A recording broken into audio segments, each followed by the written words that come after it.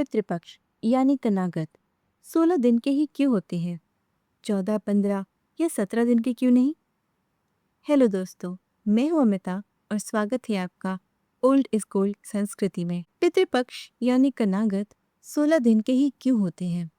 इसका उत्तर हमारी परंपरा में कई स्तरों पर मिलता है।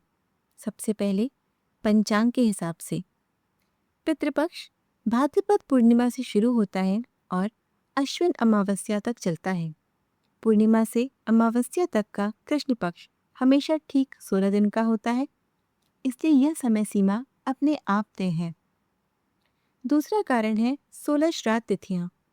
इन 16 दिनों में हर तिथि का श्राद्ध अलग अलग पितरों को समर्पित है। जैसे प्रतिपदा का श्राद्ध अकाल मृत्यु वालों के लिए, द्वितीया का बाल्यावस्था में गुजर गए पितरों के लिए, और इसी तरह इससे सुनिश्चित होता है कि हर श्रेणी के पितरों का स्मरण और तर्पण हो सके। तीसरा कारण आध्यात्मिक है। हमारे जीवन में 16 संस्कार बताए गए हैं। जन्म से लेकर मृत्यु तक श्राद्ध को अंतिम संस्कार माना जाता है, इसलिए पितृपक्ष के 16 दिन उन 16 संस्कारों की पूर्णता का प्रतीक है। और चौथा कारण जुड़ा है महाभारत के वीर कर्ण से।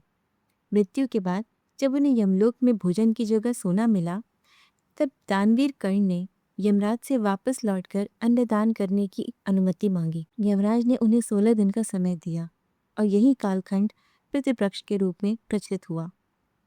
ये कहानी हमें सिखाती है कि इंसान अपने कर्मों से केवल जीवन में ही नहीं, मृत्यु के बाद भी बंधा रहता है। आप जो भी कर्म करते हैं, चाहे दान हो, सेवा हो या फिर स्वार्थ और अहंकार, वो किसी न किसी रूप में आपको लौटकर जरूर मिलता है। इसलिए पितृपक्ष केवल पूर्वजों की आत्मा की शांति के लिए नहीं, बल्कि हमें भी याद दिलाने के लिए है कि सही कर्म, सही भावना और दान ही जीवन का असली धन है। वैसे क्या आपको ये कहानी पता थी?